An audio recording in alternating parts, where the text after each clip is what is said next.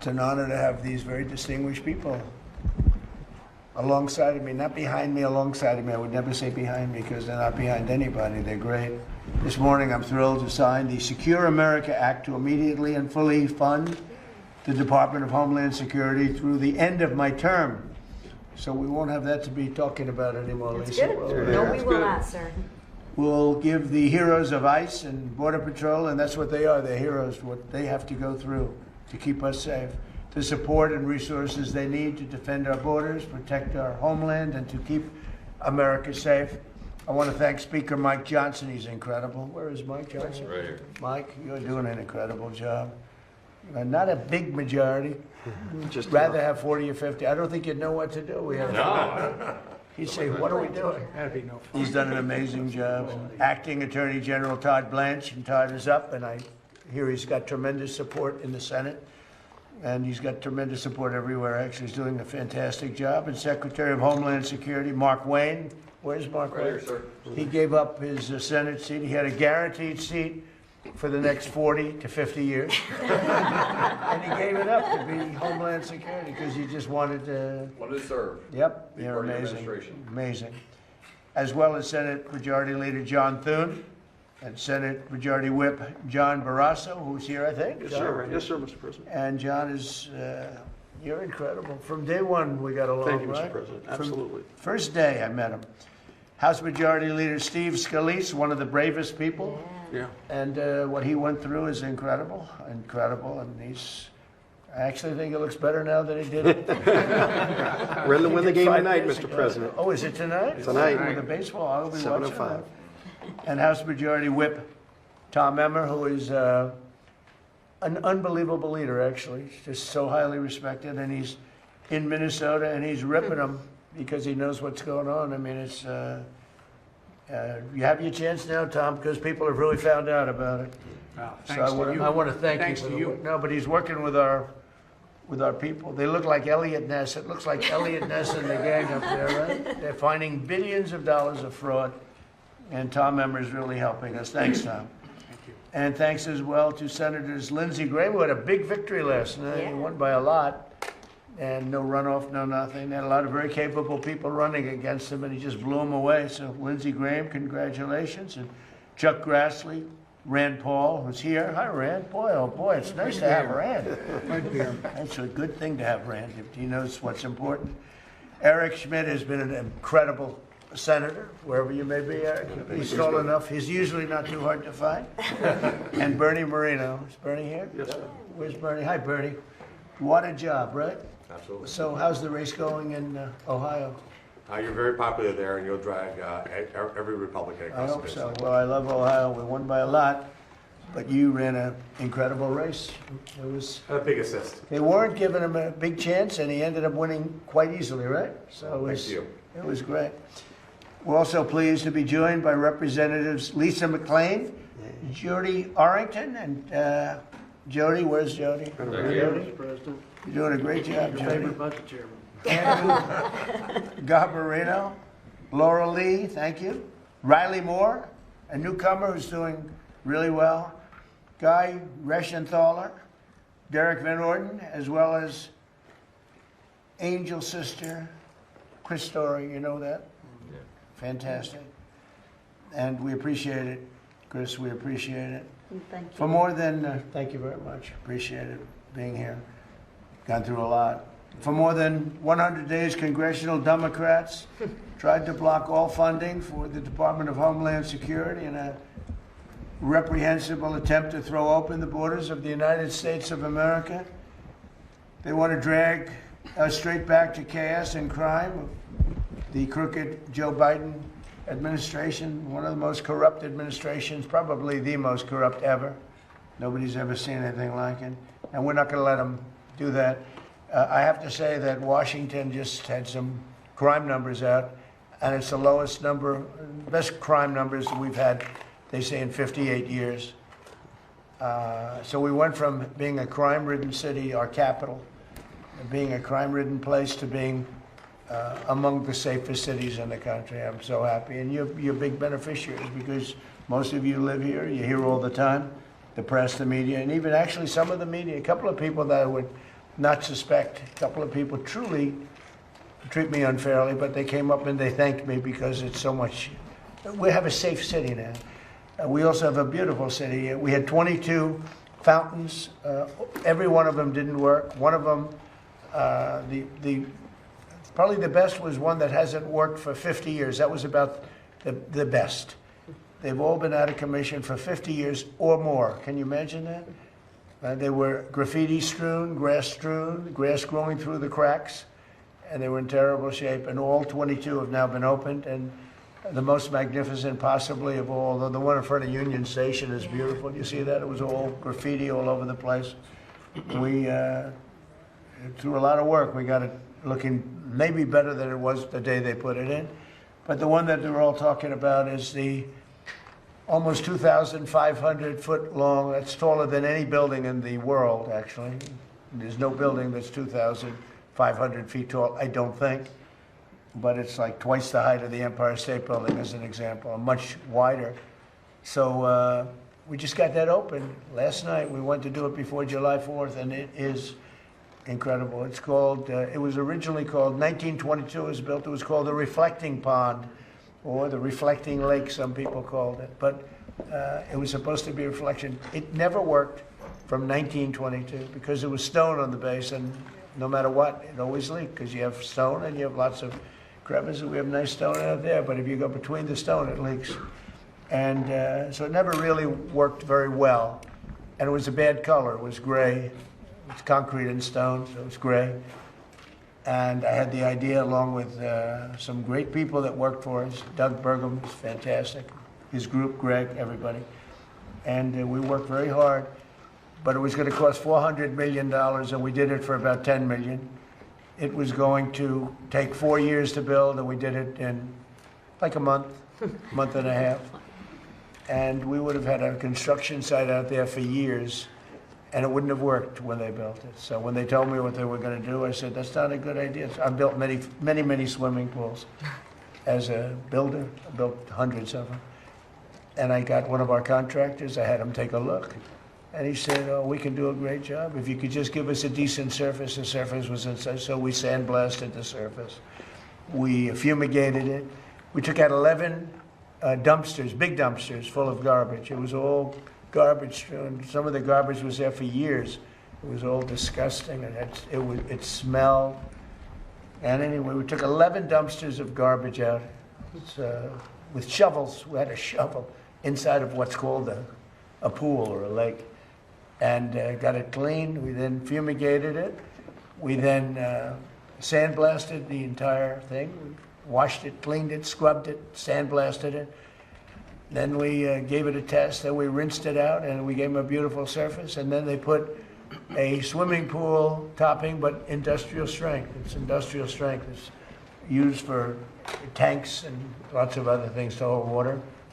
And we worked out the ratios of expansion and contraction because, believe it or not, when you have something that's 2,500 feet long, there's tremendous expansion. And who would think of this? Only person that does it, like me. And they have a lot of expansion and contraction. So when we're putting the surface down, would leave areas that can expand and contract a little bit because it expands over 1.5 feet. Can you believe it? So I would have ripped it apart. So we left areas of expansion and contraction. We were testing it for 3 weeks, 4 weeks. It works great. And we just opened it last night, and people are going wild over it. So it was going to cost $400 million, and we did it for 10, probably 10, if you take away a couple of things. We did a much bigger job than originally planned, because once we put that in, it looked so good. The sidewalks outside didn't look good anymore. They looked like they were in good shape. But when you do something new in this business, you do something new, the thing that you thought were good, you save it. So we ended up sandblasting, steam cleaning and sandblasting the sidewalks around it. And we had a lot of areas that were in bad shape. We had to fix them, we patched them, and you can't even see the patch. We have granite surrounding the pool, and the granite's great, but it was filthy, dirty, disgusting. And it was broken in some cases. We were able to carve out pieces from other pieces that were identical and put them in, and you can't even see the seam. And it's like it's in better shape than it was when it was built. I told you, from 1922, never worked because it always leaked. because it had a stone base, the water leaked through the stone. So we're very proud of it. It's going to be great. Now we're doing a new surface on the World War II fountain because the surface is so bad. And that'll be done during the next we're going to start it in a week or so, finish it very quickly. But we've done a great job. And the city everyone's coming up to me saying, the city is so beautiful. So we have 22 fountains that none of them worked. The earliest, I'm telling you, is 50 years. For 50 years, some of them haven't worked for 100 years. But we have fountains that were not working and were disgusting and dirty. And they're all beautiful now, every one of them.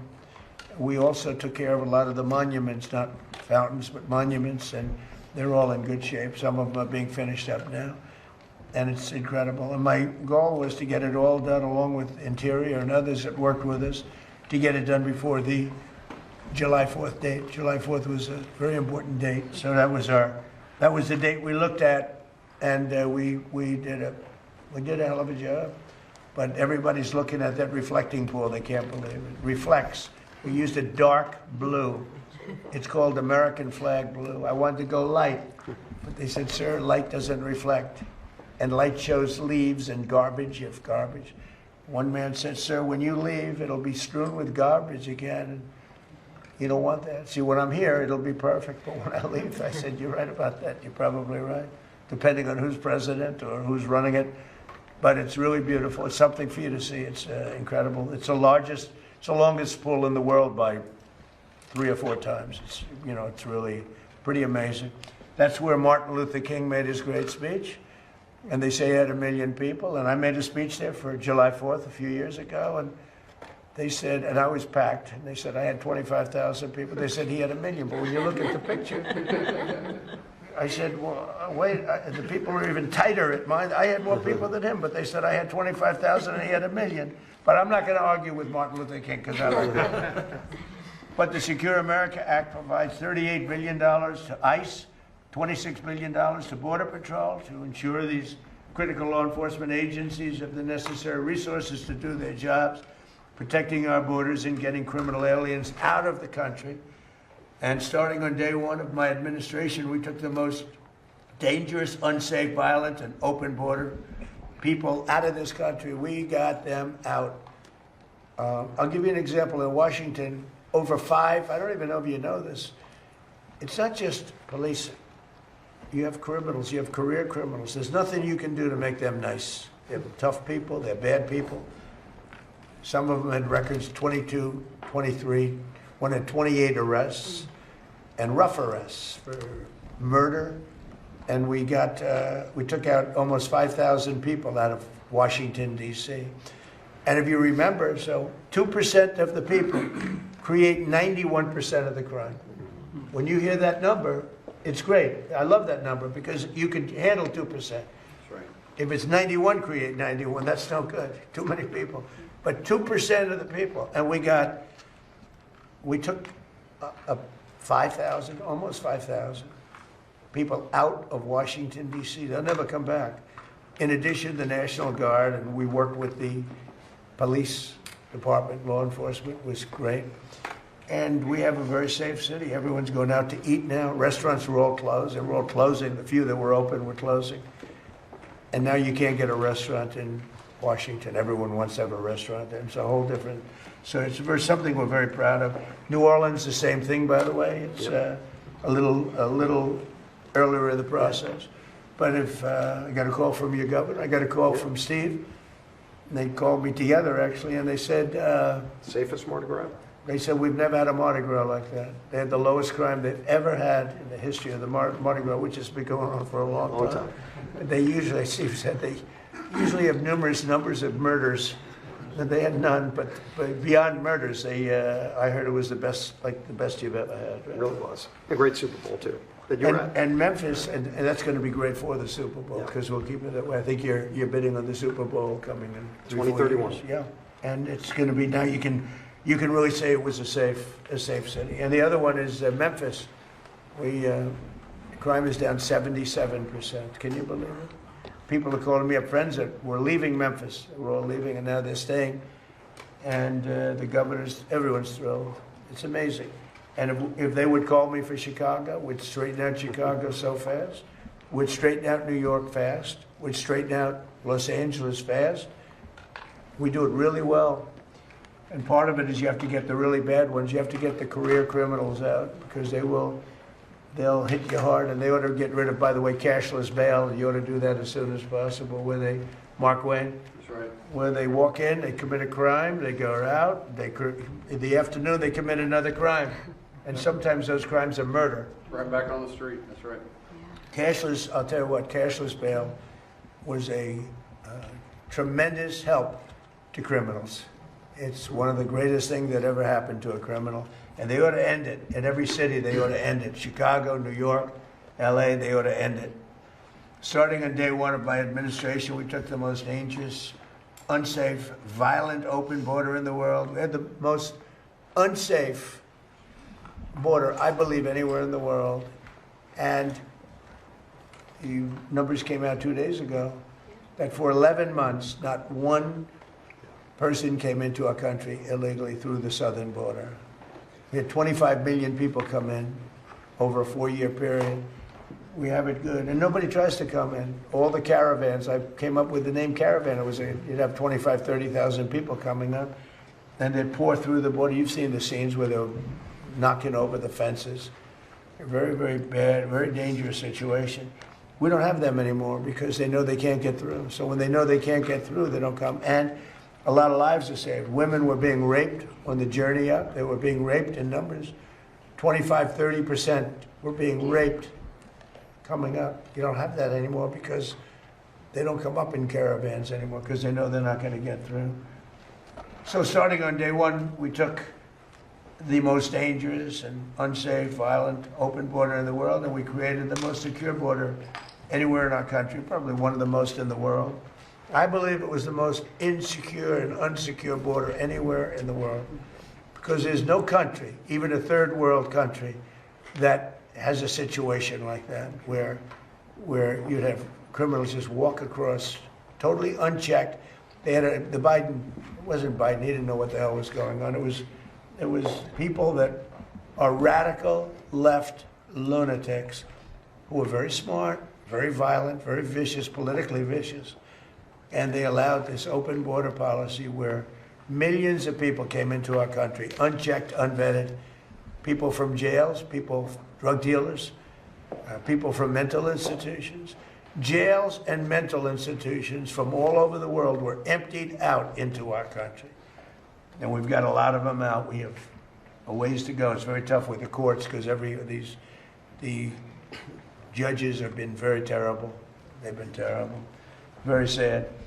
But we're fighting our way through it. We have made this in fact, we've made it a country that, as you saw last month, they said we had the lowest murder rate that we've had in 125 years. Think of that.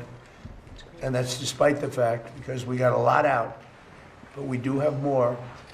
We had 11,888 people come into our country who committed a murder. 50%, more than 50%, created more than one murder. Think of that. So you had people coming, I think seven murders. We allowed them into the country. We got most of them out. In the last 12 months, 0 illegal aliens have been admitted into the United States. We cut the flow of fentanyl across our border by almost 60%. Think of that. And by the way, coming in by sea, 97%. And we're looking for the 3% because we think they're among the bravest people. We cut them down, right, Mark? Yes. We cut it down 97%. And now I hate to tell this to Mexico, but we're now focused on coming in by land because the sea was tougher. A lot was coming in by sea, a much bigger percentage than anyone would know was safer for them. It used to be said not safe anymore. But with 97% down coming in by sea, by ocean, by water, and you see what happens to them, and they don't do it a second time. They were totally unchecked. When they did capture somebody, they'd bring them in, they'd book them, and then let them go, and they'd go, and they'd be back on their boat the following night. So we're doing a great job. In the last 12 months, the numbers have changed in this country like nobody's ever seen before, but 0 illegal aliens have been admitted. And that's made by largely Democrat people. Those lists are made. And I find it hard to believe when I say 0. There must have been some, but they say 0, and it's very close to 0. It's hard to believe. You look, they used to have that certain areas on the other side of the wall. I built over 1,000 miles of wall. Without the wall, you couldn't do it. But I built over 1,000 miles of wall. We're building more now in certain areas where you need it. But nobody's ever seen anything like this. They had plazas where you'd have thousands of people standing in those plazas. They actually made them out of concrete because the land was so disgusting and dirty, and it was so muddy and horrible.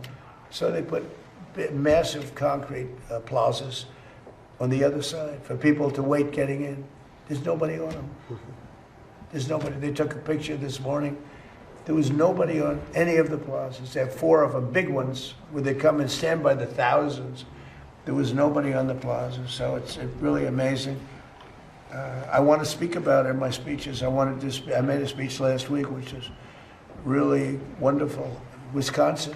That's right. And I wanted to speak about the great job I've done on the border. And my people said, "Sir, nobody cares about that." I said, "What do you mean?" I got elected on that twice, actually, because I got elected the first time in 2016, and after I left, it became horrible, horrible. Second time was far worse.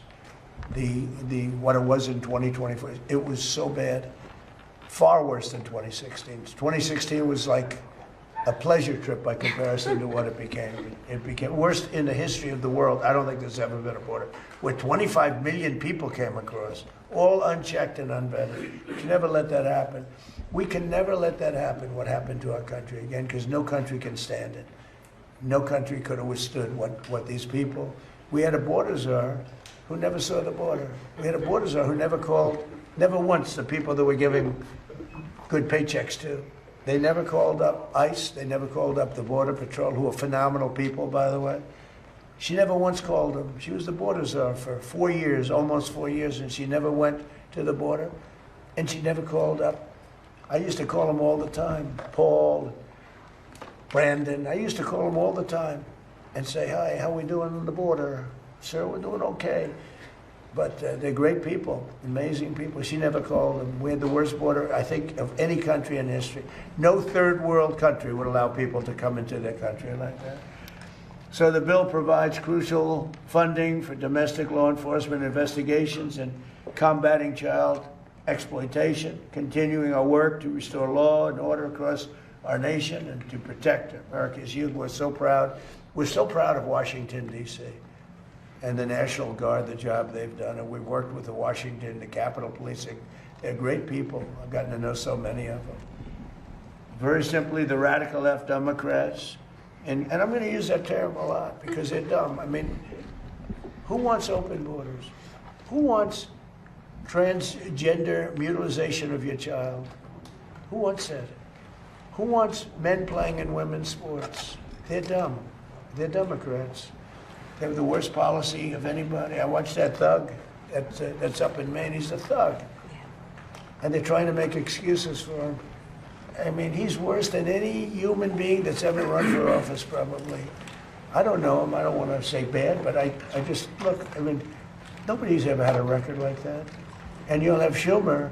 He goes crazy over this or that, or Epstein. This guy. Why aren't they talking about him? He said, well, we don't know, but this guy's got a rap sheet. I've never seen anything like it. He's a thug. I know thugs. I had to deal with thugs. I built a lot of buildings. I dealt with the toughest people on earth. I dealt with worse than thugs.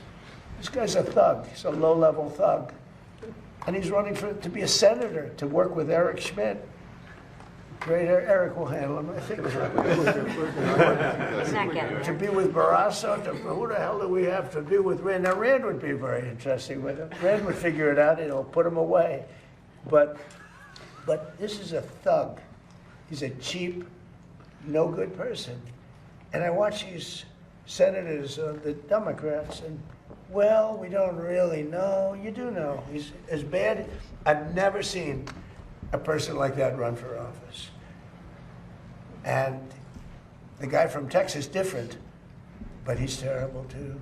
He's terrible. These are radical left communists. But I watched this guy this morning, and he was so bad. He was so bad. He's a bad guy, you know, just a bad guy. He must be laughing up his sleeve when he looks at these idiots going like Schumer, well, he's okay, he's okay. He's not okay. Can you imagine if the Republicans had him? Oh my God. How about if we had him, John? So, Wouldn't let it happen. well, I really believe it. If it meant losing the Senate, you would not let that happen. Correct.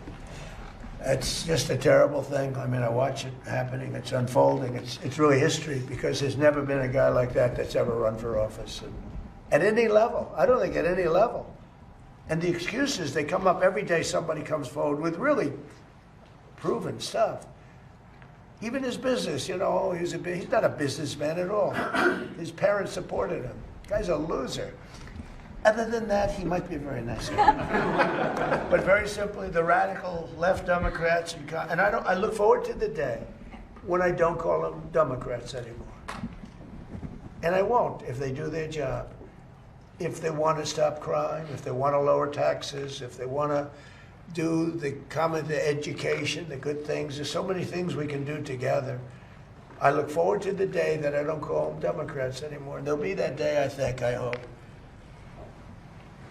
But they're in Congress and they voted with the cartels, the terrorists, the gang members, the drug dealers, the human traffickers, the child predators.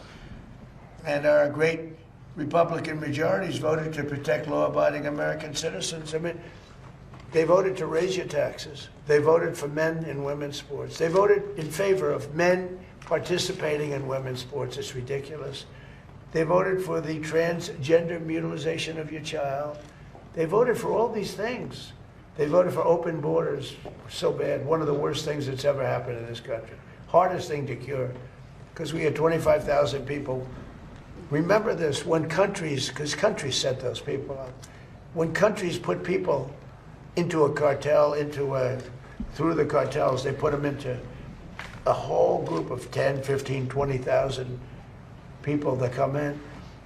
They're not giving you their best people. They're giving you people that they don't want. Yeah. And they're sending them into war. And the Democrats voted in favor of that. It's really a shame. And it's so bad for the country. You'd almost think they hate the country. Because they're not stupid people. You can't cheat like they did. And look at the election in California as an example. After a week, they determined that the kid who's leading and had all the mojo, all of a sudden he doesn't make the runoff. And then I hit them hard on that, but I started talking about Steve Hilton, who's a fantastic guy. And I saw them say it was going to be 2 weeks before they knew. And I started hitting them. It's going to happen to Steve Hilton too. It's watch, you got to watch. And they approved Steve Hilton very quickly. They didn't want it.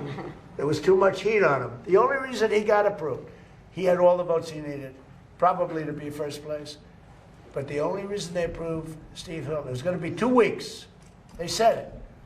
And then they approved him that night because the heat was on them, because they're cheating dogs. And you can't have a great country when that happens. That's why Los Angeles, that's why that state is in such trouble. It's the most beautiful place, best weather maybe anywhere in the world, but it's in big trouble. So we're going to have a tremendous success. The people alongside of me are amazing people. They're amazing people. Every one of them. I know every one of them. They're amazing people. They love the country. They want to do right for the country.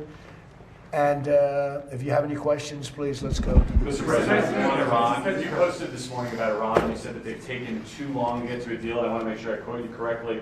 You said that now they will have to pay the price. Yeah. What did you mean by that specifically? Well, we're going to be attacking them very hard. Resuming bombing? Yeah, well, we are. Based on the helicopter, I guess we have the right to do that. You know, they shot down a very incredible, actually an incredible machine. And at first they said they didn't do it, then they admitted they did it. It's sort of easy because we have the bomb. We actually have the bomb. We got very lucky that bomb didn't explode. That bomb was lodged in the helicopter, it didn't explode. It was on fire, but it didn't explode. Those two guys, they knew how to fly, but they got very lucky. And then we had the unmanned boat going very, very fast at speeds that you wouldn't want to go. That's why it's unmanned, I guess, because nobody can go in that. But they rescued, so both people are, fortunately, the pilots are okay. Now, look, I've been working with Iran for a number of months, and they should sign their deal. It's a good deal. It doesn't give them the right to have a nuclear weapon. In fact, it totally prohibits them from ever having a nuclear weapon. And it was just tap, tap, tap. I don't know what they're doing. So they then shot at our helicopter. Very expensive helicopter, by the way, but much more importantly, the two men, fortunately, they're okay. But an amazing rescue. If you ever get a clip, you won't believe the rescue, how cool it was.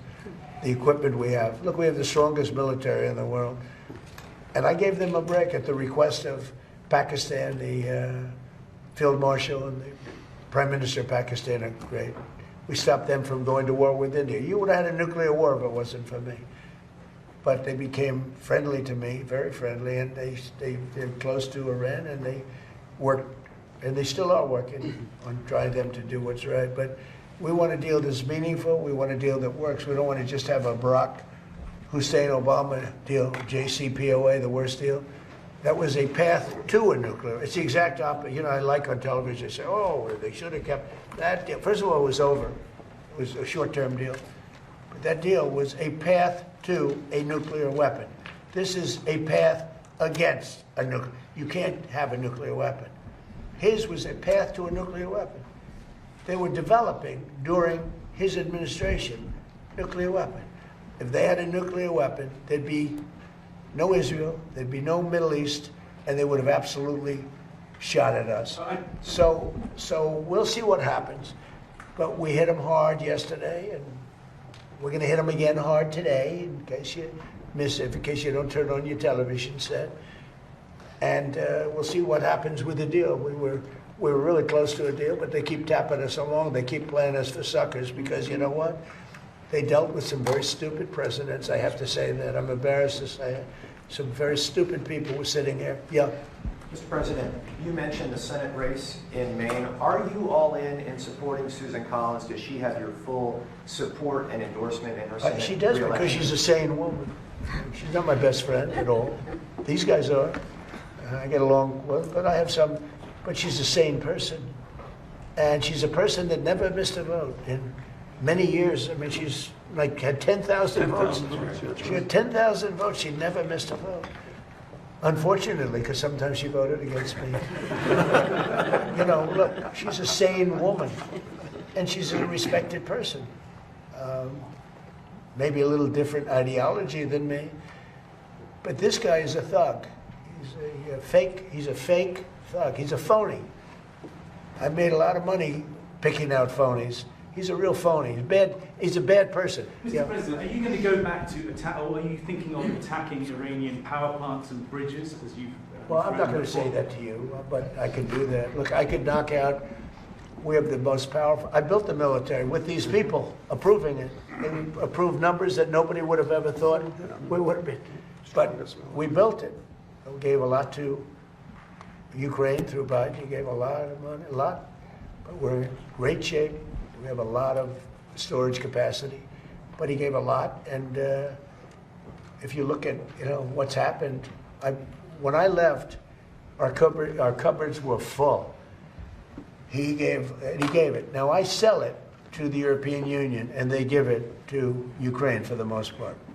But we have the strongest military anywhere in the world, and sometimes you'll have to use it. And we have to remember, and when people hear this, Iran very simply cannot have a nuclear weapon, and they won't. And they've agreed to that. All they have to do is they have to start signing a paper. It's fully negotiated. We have a fully negotiated, but they're tapping and tapping. And I say, all right, let's give them a couple of more days. They're tapping because it's a meaningful paper. They know when they sign that paper, it's meaningful. The Obama deal, JCPOA, one of the worst, one of the dumbest documents I've ever seen. Yeah, please. Go ahead. Mr. President, when are you meeting with tech executives about the government taking a stake in AI companies, and what could this partnership look like? About AI? Well, I can say this. We're having a meeting with them. It's an amazing industry. It's bigger than any industry anyone's ever seen.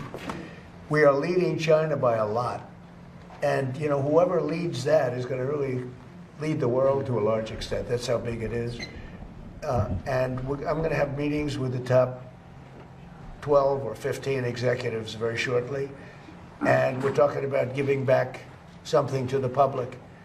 And if we do that, the public will become very rich, the people in our country, because that's the kind of money we're talking about. And I think they'll do that, and I think it'll make it very popular. What would you like to Thank you, President. I have two questions. First of all, Turkish President Erdogan keeps threatening Israel. Do you think there is a chance of a conflict between Israel and Turkey, and will you sell F-35 to Well, as you know, he's a very good friend of mine. And we've worked very well together. I like him a lot. I'm not supposed to say that because the press will say, oh, he likes Erdogan. No, he's a hell of a leader and a strong person, very strong person. I haven't heard that at all. If I did, I'd call him, and I think I'd make sure that things were fine. I don't think that will happen with Turkey, not as long as I'm president, because he respects me and I respect him. But beyond that, we have a good friendship. So, you know, we'll see. And my second question, that's my second question. Besides peace in the Middle East, what do you wish yourself for your birthday? For my birthday. Well, I'll go a step bigger. Peace for the world, okay? Peace for the world. Middle East, yes. Peace for the whole world. Yeah. Mr. President, there is a New Jersey Democratic congressional nominee over in the 12th district. His name is Adam Homily. He has a connection to the blind sheikh. Yeah. And I was wondering if you could get your thoughts I think it's on that. terrible. Okay? I think it's terrible. I've seen it. I mean, he was more, you know, now he's trying to sort of say, yeah, I sort of knew him. He didn't know him. They were very good friends. And you look at you go back and look at what happened during that period of time. He was a witness at the trial for him. He was a positive witness for him. He said the most glowing things. The guy knocked down the World Trade Center, admitted that he knocked down the World Trade Center. I think it's another one, if you look. I actually think the one in Maine is worse, because he's just an outright pig. He's like a pig. I watched him a couple of times. He's like a pig. That's what he reminds me of. You know, I come up with good names for people. I don't want to stick him with that one, although I think pigs would be very upset about it. Go ahead. Mr. President, July 1st is coming fast. How confident are you that you'll be able to renew the USMCA, and what more do you expect from Canada at this point? Well, I'm not looking to renew it. I don't, you know, I mean, I made the deal, and the primary reason I made the deal is that NAFTA was the worst trade deal I've ever seen. Yeah. And I made it better, but I had the right to terminate. And, you know, with NAFTA, we didn't have the right to terminate. I had to get these senators to approve that deal. That was a tough thing, congressman too. NAFTA had no termination. So, I mean, I've never said this before, but I'll tell you what my thinking was. NAFTA was a disaster for our country. The worst trade deal ever made, by far. You know, they had typos in, okay? And they were supposed to correct them. And they never corrected them when they were signed. They knew there were typos. And there's a process for that. You state your claim and, you know, you get a change. They had typos on percentages. Or maybe somebody wrote, and that was for years. They never ran, they had horrible, all against us. So it probably wasn't typos. NAFTA was the worst trade deal we ever had. USMCA did one thing that I loved. After 6 years, it comes up for renewal. I don't know that I'm going to renew it because, to be honest with you, the United States does much better. Hey, we don't need anything that Canada has. We don't need anything that Mexico has, but they need everything that we have. And they have to treat us better. You know, with Mexico and Canada, we have trade deficits. We should have surpluses with them. We don't need their cars. We don't need their lumber. We don't need their energy. We don't need anything that they have. So the primary thing that I got, it was a much better deal than NAFTA. Much, much better. It was sort of a good deal. But it was a great deal for one reason. It gave the right to terminate. And who would have thought that I was, you know, they just didn't want to have it during the 4-year period when I was president. So now they made it so that I wouldn't be president. And because they rigged the election, the second election, as you probably hear and probably know, most of you know that happened, and now it's been proven, and it will be proven as time goes by even more so. We have things that you won't believe. When we release the full files, you're not going to believe how crooked the 2020 election was. But who would have thought that it comes due in my term? I mean, this was, thank you very much. So it was very important that we be able to do that. So we're talking to them. We'll see if we do something. Mr. President, just before we came in here, you posted about Bill Pulte and that he'd be starting the job early. You said he's going to be downsizing the DNI. Can you talk about your Well, yeah, thinking people there? have wanted that downsized for a long time. But many people don't want it at all. Does that A mean lot of cutting people thought it was a intelligence jobs? duplication. Yeah, a lot of people thought it was a duplication. He's done a great job at Fannie Mae, and you know, you take Freddie Mac, Fannie Mae, the value of that has increased so much since I've been in charge. You know, I had the right to sell that, and in my first term, a group came to see me wanting to buy it, and they offered me exactly 10% of what it's worth today. And I didn't want to do it because I didn't want to look foolish when they flipped it a year later for hundreds of billions of dollars more. So I kept it. And I put him in charge as soon as I got here, and he's done an amazing job. Could be worth $1 trillion. That's a pretty different portfolio, though. Well, it is, I know, but you know, smart people are smart people. I always say I'd rather have smart than experience, but experience is good too. I would say this, he's going to be there for a short while we pick somebody else. We're interviewing 5 different people. They're all very good, very different, and we'll put somebody there. But people want it downsized. The senators and the Congress people, I think everybody wants it downsized, and many people, I think, and I won't speak for Todd, but and I'm not sure how Todd feels, but by the way, he's great. I hope you people have given him an easy run because he's very busy. He doesn't need stupid people saying, why didn't you get a higher mark at a certain college? Because he's highly educated. He was a great student. He's great at everything he's done. But how come he got a B+? See, they'll go after him for getting a B+ instead of an A, but the other guy can be a thug and let him run. He's okay, he's fine. The one thing about him, it's great, because every time they bring something up, he's worse than anybody that we've ever seen. And I hope the Republicans are going to use him as your standard bearer. When they say that, gee, yeah, Eric, we don't like the way you dress today. It's unacceptable, right? And then all you have to do is point to this thug that they're trying to put in. So pretty much that's the way it is. He's going to do a good job. He's going to be there for a very short period of time. He will be superseded and replaced by somebody that's going to have the job permanently. Okay? What do you make of the president? Democrats saying they'll hold up the. I don't care what they say. Democrats. They're not Democrats. They're Democrats. They're dumb people, young. But you need their votes. Then I guess something's going to happen. No, we can't let them extort us. I told the guys today, we can't let them. They've done it on numerous occasions. I said we can. What we're signing today has been amazing, but they tried to extort us, and eventually, and they were losing tremendous support because they're extorting on law and order, and they can't win on law and order. People want law and order. They don't want crime. And that's essentially what they were doing. And ultimately, they could not take the heat. But we can't let them extort. Mr. President, it starts tomorrow. And What starts? The World Cup. Yeah. Soccer World Cup, football World Cup. Most successful World Cup they've ever had. Exactly. They've never sold tickets at that level. They've never sold that many tickets so quickly. It's amazing because you don't think of soccer. We use the word football, soccer, right? But you don't think of soccer in this country. It's the most successful. I spoke to Johnny this morning. He's fantastic, and he's the boss. He said there's never been anything close to what's happened. But because of the success, some people are afraid that it's going to be harder and harder to get visas to come from outside. Can you Well, reassure- we're working on it very closely to make sure the right people come into our country. Are you going to go to any games during I will. the World Cup games? I will. Are you concerned, Mr. President, about the latest inflation number which came out this morning? Could that be a No, headwind I love it. for The Republicans numbers were in terms of great. trying to hold You know what I the really House and the love? Senate? I love the inflation. You know why? Because as soon as this war is over, you know, I can say it now. Something you didn't know. Do you know we've been taking out millions of barrels of oil. Nobody knows it. You know who doesn't know about it? Iran, until right now.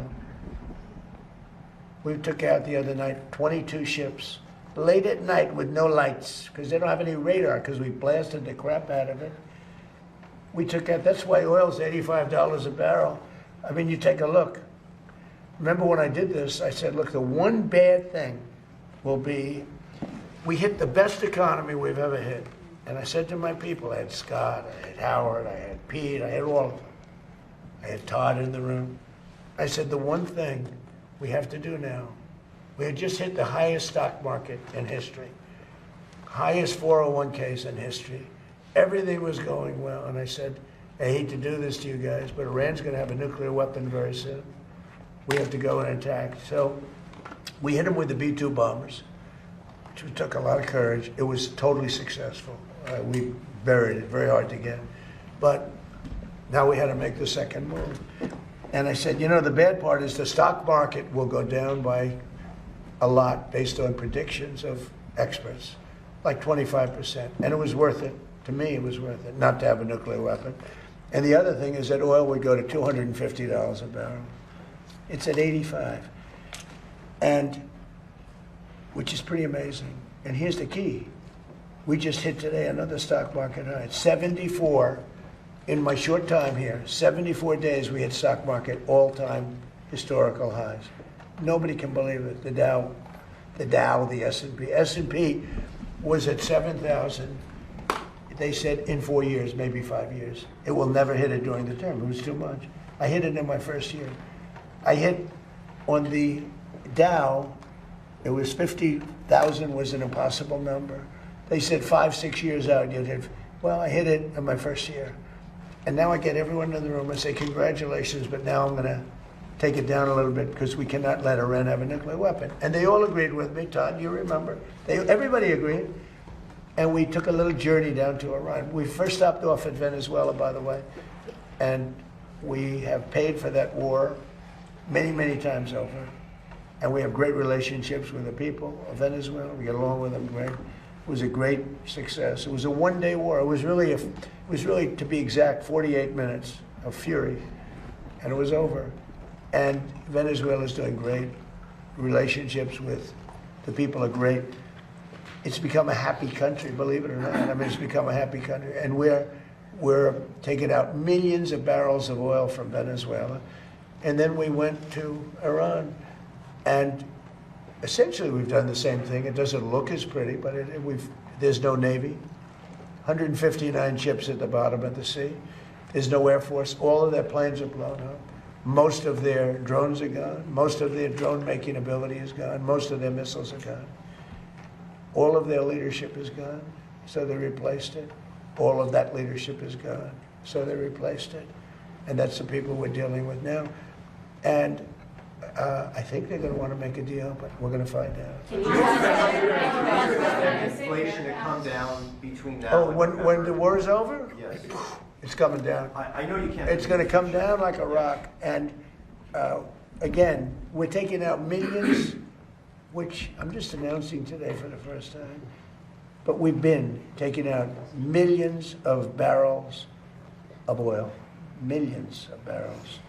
Every night we took out oil. But now I'm going to tell you because they just figured it out. So now that they figured it out, I can tell you. It was very hard for me. I wanted to say it so badly, but I didn't want to ruin it. But it was very hard. But millions of barrels of oil has come out.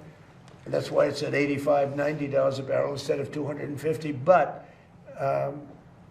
we have the greatest military in the world, the toughest military in the world, just the best in every way. Nobody even close. There's no military that's even close. I rebuilt it during my first term. I'm using it now. When this conflict is over, Todd said, please call it a conflict, right? As opposed to the word war. He didn't like the word war, but it's sort of a conflict. It's a military operation. When it's over, you will see oil drop to where it was before. We were getting gasoline. Just before it started, I was in Iowa, and we passed gas stations, $1.85 a gallon. and we'll be back at those levels very soon. Thank you very much, everybody. Thank you, press. Thank you, guys. Thank you, guys. Thank you, guys. Thank you. Thank you all. Thank you. Joe was trying to sign. Wait, you guys. They're the only ones. Yeah. See, Biden wouldn't do this. No, he wouldn't. He needed machine. That's the real deal right there. Okay.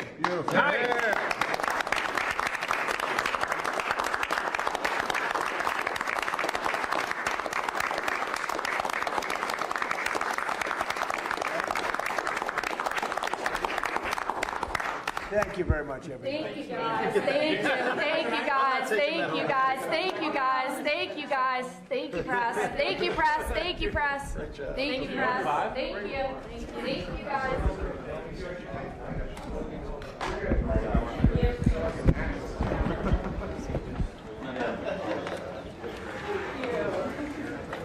Hi. How are you? Good, how are you? Couldn't talk to you while we were in there. I know. Yeah.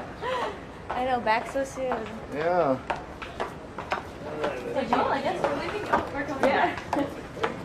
Did you have yesterday off? No, I was at Capitol Hill yesterday. Probably have to get there so Okay. Yeah. got up about 9, got to bed about a little after 4. Yeah, I took yesterday off.